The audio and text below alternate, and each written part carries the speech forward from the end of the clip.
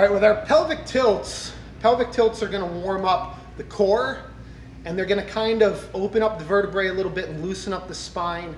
And they're also going to mentally plug our brain into the core muscles so that we can deliberately choose the position of the hips for the exercise that we're doing. Some exercises require the hips to be rolled forward, like a push-up. Some require them to be rolled back, like a row.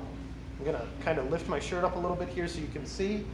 Rolling the hips forward versus rolling them back. You can see how my waistband changes. My waistband is pointing down a little bit.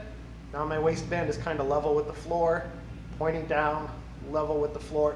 Imagine that your hips are like a bucket, and we're going to dump the bucket and fill it, and dump it and fill it, only letting it rotate on the hinge that the handle goes through. So we're not trying to go back and forth here.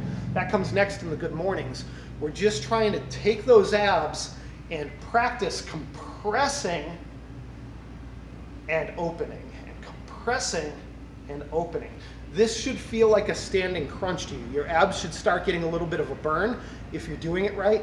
If you've got familiarity with yoga, you can think of this as kind of like a standing cat and cow kind of thing. There's a little bit of a parallel there. But think of it as just going for this compression and leveling the hips and dumping the hips, leveling and dumping that bucket. Focus again on the squeeze, as we've been doing with all of these exercises. The squeeze is really important.